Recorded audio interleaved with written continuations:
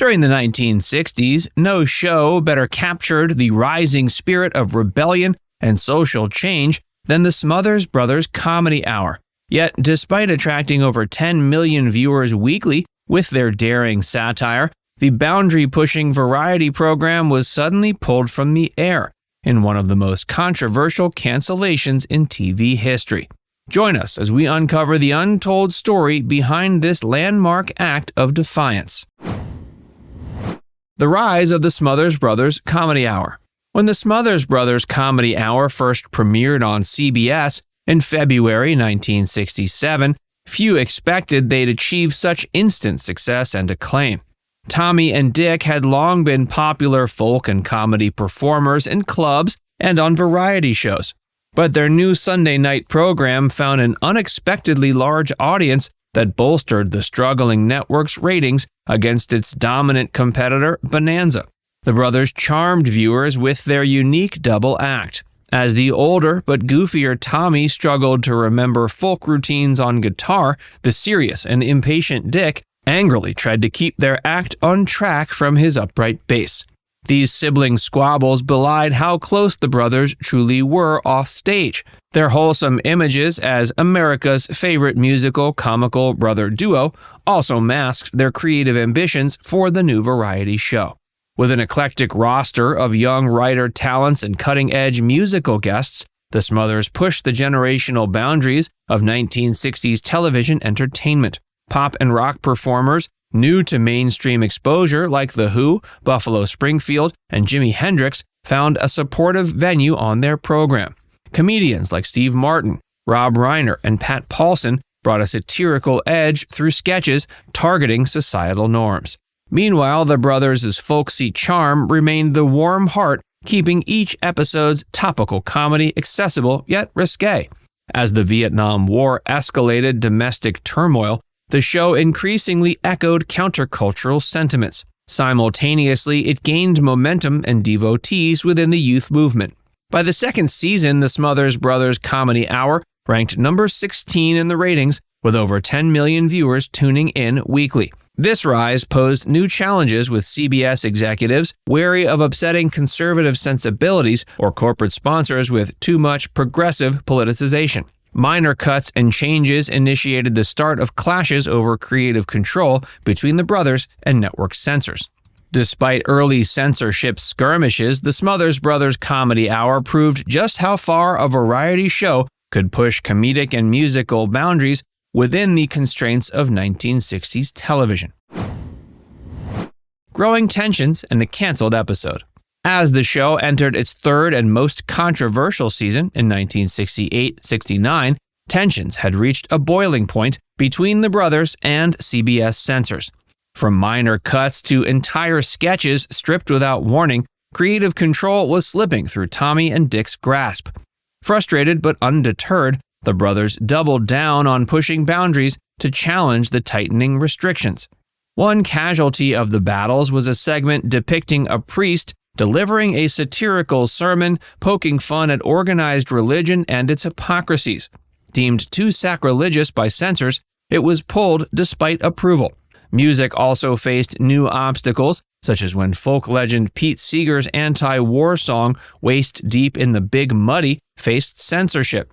The brothers insisted creative expression should question all authorities, including the church and government, not just conform to corporate or political interests. On the March 9th episode, their feud erupted into an all-out war. With little notice, viewers tuning in found the planned show replaced by a rerun. CBS claimed faulty timing prevented censor review, though it was later revealed objections to segments honoring Joan Baez's husband jailed as a draft resistor could not be appeased. Outraged over losing complete creative control, the brothers perceived this as the final violation of their partnership with the network. Refusing to back down, Tommy and Dick retaliated by crafting even bolder material designed to provoke a reaction. Jabs at the president and military took on a sharper tone bordering on disrespect, while countercultural values received wholehearted endorsement. Scripts pushed boundaries of acceptable satire further than ever, though CBS censors found much objectionable. Now mandated to deliver complete episodes 10 days before airing, the brothers began deliberately missing deadlines as an act of protest against pre-broadcast censorship.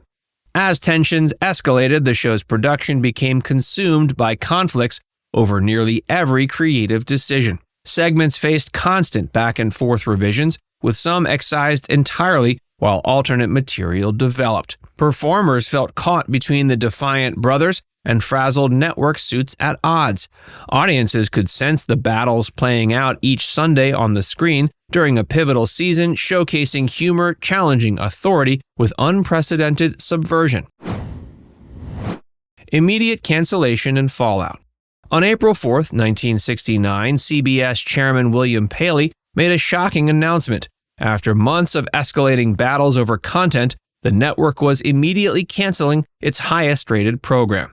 Coming just weeks after a season pickup, the abrupt termination of the Smothers Brothers Comedy Hour was an unprecedented and punitive response to the show's defiant satire. News of the brothers losing their hit series without warning or due process lit fire to protests among free speech advocates. The ACLU argued the cancellation violated First Amendment rights in an attempt to silence dissenting voices critical of the establishment.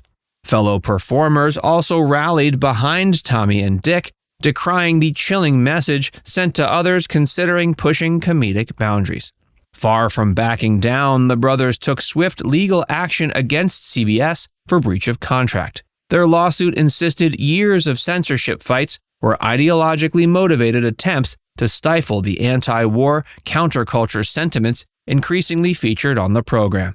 While they won a settlement, no amount could restore what was lost or repair frayed relations at the network. Blacklisted from television for years as the poster boys of controversial content, the Smothers watched their crusade gain notoriety nationwide. Citizens intensely debated issues at the intersection of civil disobedience, media control, corporate sponsorship pressures, and progressive social commentary. Their bold stand had sparked a defining flashpoint over institutional power mediating creative expressions. Continued career. Despite the abrupt cancellation, Tommy and Dick Smothers refused to let it derail their comedic ambitions or hard-earned popularity. Remaining defiant against the blacklisting, they pursued alternative performance avenues like stage shows and television specials. While networks proved reluctant after the controversy, their loyal underground following filled venues. The brothers maintained a busy touring schedule throughout the 1970s, performing concerts and nightclubs nationally. College campuses especially embraced their politically charged humor at a time youth countercultural ideas faced repression. In 1975, NBC took a chance with a short-lived Smothers Brothers sitcom revival. While it didn't last, the series showed their appeal endured years after censorship battles. In their later careers, they took great pride headlining acclaimed concert residencies and recurring TV roles. Their 2010 retirement announcement in Las Vegas came after over half a century entertaining audiences globally. Now it's time to hear from you. What's your favorite memory of the Smothers Brothers? Let us know in the comments section below.